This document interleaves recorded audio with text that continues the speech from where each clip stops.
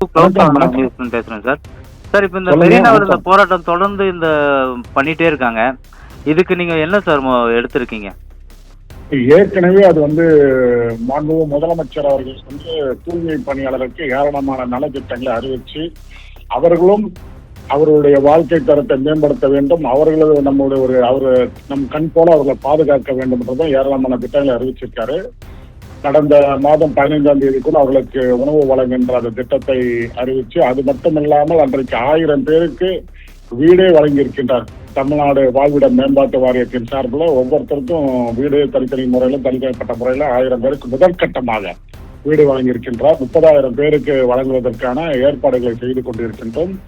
அது மட்டும் இல்லாம அவர்கள் கேட்ட அதை ஏற்கனவே உயர்நீதிமன்றத்தை அவர்கள் அணுகி உயர்நீதிமன்றம் அறிவுறுத்தியதன் அடிப்படையில் ஏற்கனவே அவர்களுக்கு 550 ரூபான்ற ஒரு நாள் ஊதிய விதத்தை 769 ரூபாக மாற்றி அமைத்து இன்றைக்கு அவர்கள் மட்டும் போராடுகின்ற அவருக்கு மட்டுமல்ல, சென்னை மாநகராட்சியின் முழுவதும் இருக்கின்ற தூய்மை பணியாளர்களுக்கு அனைவருக்குமே இந்த ஊதிய உயர்த்தி வழங்கி கொண்டிருக்கின்றோம்.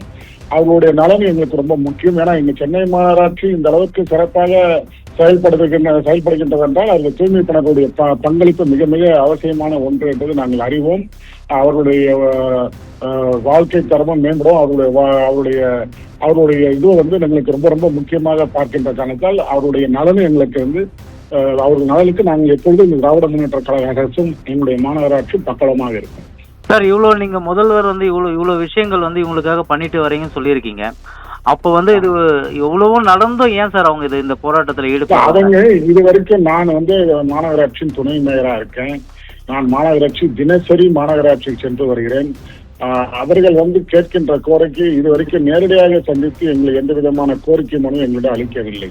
போராட்டங்கள் இது போன்ற போராட்டங்கள் நடத்தி கொண்டிருக்காத தவிர அவர்கள் கோரிக்கை மனு எங்களிடம் அளித்தால் அந்த கோரிக்கை மனுவை ஒரு உரிய அமைச்சருடைய கவனத்துக்கு கொண்டு சென்று அவருக்கு அவர் வைக்கின்ற கோரிக்கை எது சாத்தியமான நிறைவேற்றப்படுகிற சாத்தியக்கூறுகள் ஆராய்ந்து கண்டிப்பாக அதை நிறைவேற்றக்கூடிய அவர்களுடைய கோரிக்கை எதுவாக இருந்தாலும் உடனடியாக நேற்று இந்த அரசும் தயாராக இருக்கிறது. ஒரு நிமிஷம். இப்போ அவங்க கோரிக்கையை வைக்கலன்றீங்க, ஆனா உங்க அலுவலகத்து வாசல்லயே நீண்ட நாளா அவங்க சொல்லிட்டே இருந்தாங்க. அதான் அலுவலகத்துல முன்னாடி இருக்காங்க, வாசல்ல போராட்டம் நடத்துறாங்க. தெரியல நேர்ல என்ன இது வரைக்கும் நான் கூட துணை மேயரா இருக்கேன். என்ன கூட நேர்ல அவங்க சந்திச்சு அவங்க மனு கொடுத்துருக்கலாம். நல்ல நண்பர் தான் பாரதி அவர், எனக்கு நல்ல நண்பர் தான். அந்த உழைப்பாளர் சங்கத்தை நிர்வாகி மக்கள் பணியில இருக்கீங்க. ஒரு பிரச்சனை போது என்கிட்ட வந்தாதான் நீங்களா போய் கேட்க மாட்டீங்களா?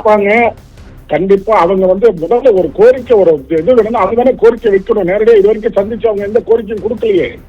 கொடுத்திருந்தா கண்டிப்பா என்கிட்ட கொடுத்திருந்தா கூட நான் உரிய அமைச்சரோட கவனத்துக்கு கொண்டு சென்று அதுல உள்ள கோரிக்கைகளுடைய சாத்தியக்கூறுகள் என்னென்ன ஆராய்ந்து அது எது நிறைவேற்ற முடியும், அது நிறைவேற்ற முடிய திட்டமா இருந்தா கண்டிப்பா இந்த அரசு நிறைவேற்றுக்கிறோம். அந்த அரசு அவர்களுக்கு விரோதமான அரசு இல்லை. இந்த அரசு அவங்களுடைய நலன் காக்கின்ற அரசு தான். அவர்களுடைய நலன் ரொம்ப முக்கியன்றதுக்கு நம்ம முதல்வர் அவர்கள் வரக்கூடிய மேயராக இருந்தவர் அவர் இந்த தூய்மை பணியாளருக்கு நலன்ல ரொம்ப அக்கறையாக இருக்காரு அவரு. ஆனால் நீங்க கேட்கிற வழிமுறைகள் தான் வித்தியாசமா இருக்குது, கேட்கிற முறைகள் தவறாக இருக்குது. ஆனா அவர் கேட்கிற முறையாக கேட்டால் கண்டிப்பாக அவருடைய கோரிக்கைகளை செவி சாய்க்கவும் இந்த அரசு தயாராக இருக்கின்றது. ஐயா, மக்கள் அவங்கள தேடி நீங்க உணவு கொடுக்குறீங்க, அவங்கள தேடி மருத்துவம் கொடுக்குறீங்க, எல்லாமே தெரியும். நீங்க கேட்கறது தெளிவுபடுத்திருக்க. நீங்க எப்படி கேட்டாலும் இதுதான் பதில். நீங்க ஏதாவது நெகட்டிவா வருமானது எதிர்பார்க்கறீங்க. அது கண்டிப்பா கண்டிப்பா அப்படி இல்ல.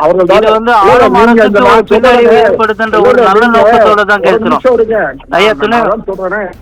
நீங்க எப்படி அவர்கள் நான் சொன்ன என்னோட நண்பர் தான் பாரதி, அவர் கூட என்னுடைய அணுகிருக்கலாம். என்னை அணுகி இந்த மாதிரி இந்த கோரிக்கைகள் என்னுடைய தூய்மைப்பாளருக்கு செய்யணும்னா நான் கூட அவர்களை அழைத்துக் கொண்டு நேரடியாக தூய் அமைச்சருடைய கவனத்துக்கு சென்று இந்த மாதிரி அவருக்கு கோரிக்கை வைக்கிறேன், இதுல எது சாத்தியக்கூறுகள் என்ன, இந்த கோரிக்கைகள் எது நிறைவேற்றி தர முடியும், இல்ல எதிர்காலத்தில் இது எது நிறைவேற்றலாம் என்ற ஒரு வரைமுறை கொண்டு வந்திருக்கலாம்.